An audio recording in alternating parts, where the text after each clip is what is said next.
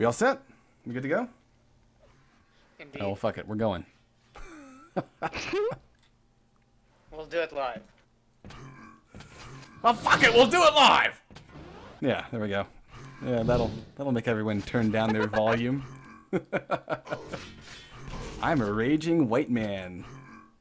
Let me flap my fucking suit jacket around like a dick.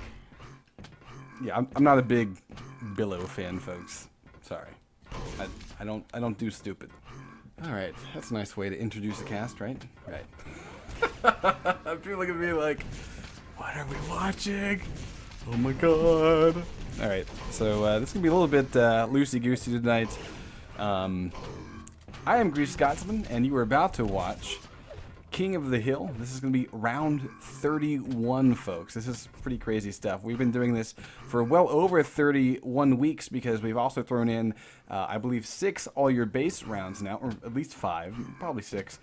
And so, yeah, I mean, that's just pretty damn awesome. So, we are going to take a look at the sign-up list. Hopefully I can find it somewhere in here. Someone's posted it, maybe, yes.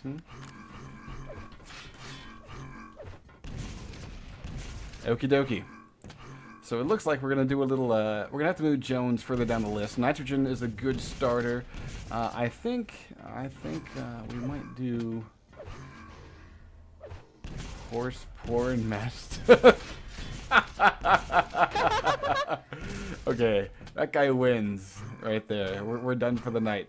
Good night, everyone. Take care. No, all right. So let's see if these guys can decide a map. We're gonna see Nitrogen versus Zam as the very first. Nice one. Very first matchup. And no, they're gonna go ahead and play here. So no rest for the weary. We're gonna go ahead and get rolling. And I'll fade in the colors proper as we go live. We've got Zam starting at LG and going straight to make it up to RL. And it could be risky for him, but he's feeling really, feeling very strong against Nitrogen and is able to get that kill. So, pretty good start for Zam. He botches the rocket jump, though. So that's going to give Nitrogen an opportunity to get yellow armor, or at least should be getting yellow armor at this point, and is. There we go. Now, the hard part for Nitrogen is going to be getting across the map, because he needs weapons. An LG right now, especially as he enters center, puts him in a very weak position. He can be railed or pretty much anything. So he does eat one rail, and he's within railgun death.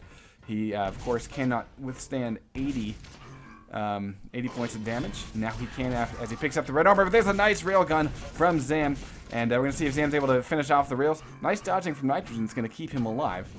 And it looks like Nitrogen will be able to get away. Oh, no he won't. There's a nice play from Zam. Coming back in and using the buckshot close range in order to pull down Nitrogen as he turned his back in order to make a play for yellow armor. Nice play by Zam. So we got a couple of staffers. A couple of staffers in right now. We've got Nkane and Rotten Rose, and I don't know who else. I think Slava's in here as well. Welcome. Yeah. How's it going, everybody? If I'm not mistaken, last week this was the same matchup. If I'm not mistaken. It might have been. I was trying to. I think that though it was like that guy Tirade from DDR. I thought. Oh, with okay. Zam's matchup. Yeah, that's what it might have been. Yeah. And then, but then Zam faced off against someone, and then of course we brought in Vivictus to smash his face in, because well, basically we've come to love Zam Rage, and you can tell, you know, that's his clan tag tonight. He's raging. He's become kind of famous for it on King of the Hill. In fact, last week I think it was the first time that he ever finished a complete game. And so, you know, this is where he feels really comfortable. He likes to pwn noobs, which is only somewhat useful. You know, I'm the kind of person where, you know, when I want to get better, I find somebody that's way better than me, and I just tell them to destroy my face over and over and over. And at some point, like maybe through osmosis, as I'm trying to recollect my body parts from across the map, I managed to learn a few things. Or at least I did, like back when I played. Like I don't even play anymore, so it's not even worth it. But actually, what I am finding that useful for is StarCraft 2. It's sort of the same thing. Like, you want to play against people that are better than you because that is how you learn. So. Makes sense, yeah. Yeah. Now the other thing, because I've been watching a lot of Day 9. This guy, he does the Day 9 dailies. And for those that aren't really familiar with the StarCraft scene, he's like one of the best Zerg players ever. And but he's like this really kind of eccentric, hilarious dude. And so, you know, he's been talking about the StarCraft 2 beta, and basically he's in some ways offering a tutorial using his show on how to get better. And so one thing I really kind of agree with that does carry over into Quake and all the Quake games, Quake Live, is finding a practice partner. And a practice partner is one of the most important things if you really want to improve, and here's why. A practice partner is somebody who is essentially at your skill level, maybe a little bit better, you know, or is able to maybe nerf their game a little bit in order to kind of make it a learnable experience. And what you do is you play against this person over and over and over, and you use them to test out strategies.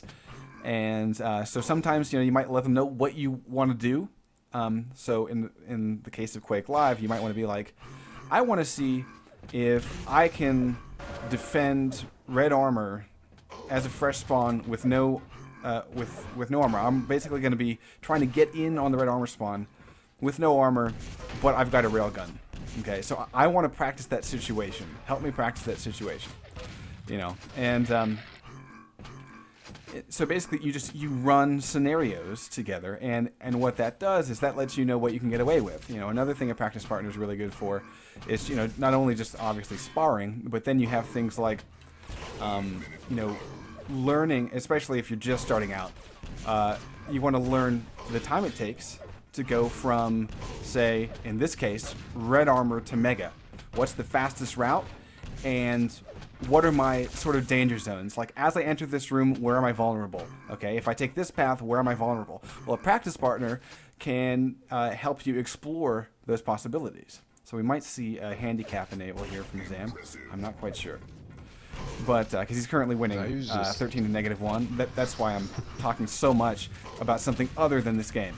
You know, so those kinds of things, you know, I've been really trying to take what I've been listening to from the StarCraft stuff and thinking of how it can apply to Quake Live. And you know, the one thing that I really like is that, you know, there are so many things that are more of method rather than anything else that can be applied across any game. So